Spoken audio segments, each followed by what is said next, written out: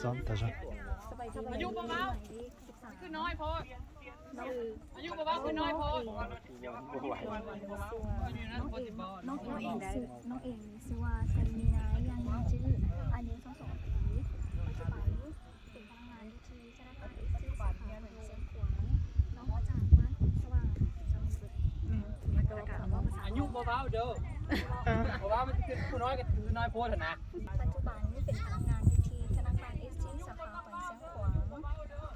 มาจากบ้านเมืองสว่างย้อยรงหมายเลขว่าย้อยรงตู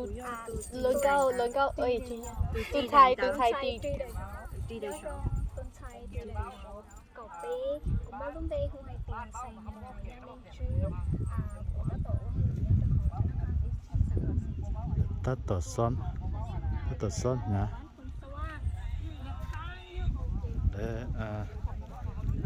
จัดองคู่ยังมันอีกแกงnhớ rồiสุดท้ายนะก็จะซ้อมนี่จ้ะหรือปีเธอรู้ใช่แนะนำตัวแล้วแนะนำตัวไม่กูจะตุ๊เชียกูจะรู้ทีจีเท่ากูไม่เห็นหรอกตัวนั้นเด้อnhớ xong của lông bê hồ bắt chia sỉnh thọ của môn nhung của cha xong của tôi là lúc rồi trong mi sai tua chào ta nhớ rồi bố gia chữ nha nhớ là lúc rồi nhớ ngâm tua nè còn nó sẽ đời bắt sáng cà bé chân sành có chúa nhớ trong xiang khoảng xong nó đôi luôn nàng gầu lăng thọ nó sẽ đời bắt sáng cà bé theo ở trong đó chào lúc rồi của nhớ bê thọ của nhớ tỏ lúc rồi nhớ ngâm tua tetap nhớ cho nên sau lên sau từ tại nó cũng một lần bê hồ sư dân thành có món sinh ya một lần nhau ya cầu gì show tuần tại lúa giò sắm nhang nòng biệtเมืองแป๊กสั่งสิ่งขวางตัวตอนนี้sau lên sau từป้าเป็นกำลังใจยะฝากเสียกับยะตัวชงเทียฝากเสียเป็นsau lên sau từนั่งก็เล่นเทียว่าชาตาว่าชาเนอะใช่มาจากที่ชอบเลยนะโอเค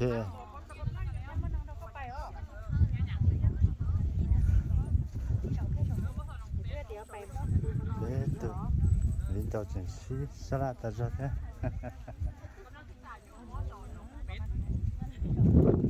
但你们晒一百日肉。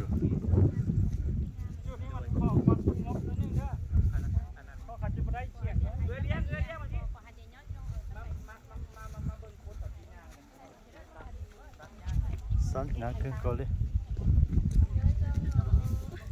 那种嘞，那能多一顿日肉嘞。ตอนนั้นได้nhớ cho cứ luôn bé hương mà liền có phong sần thọ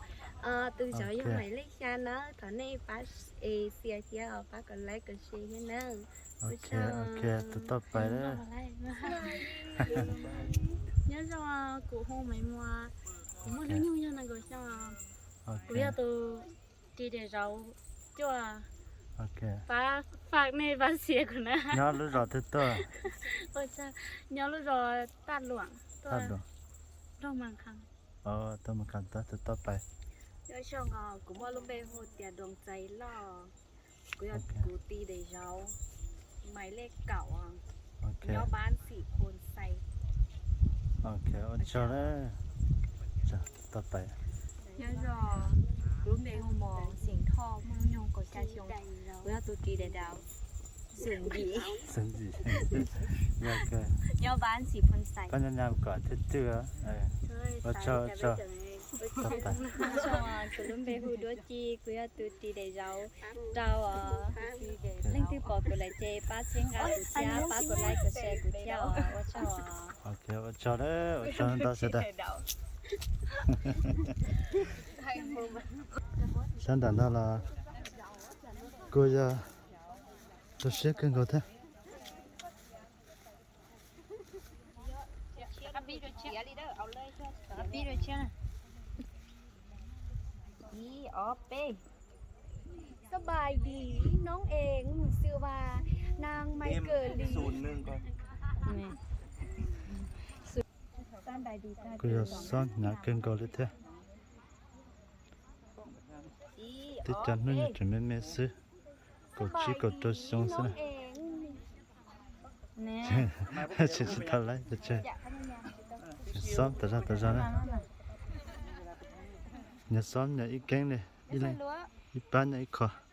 ไม่ใช่เราให้ลืมนอนเด้อไปจิ้วให้เหลือ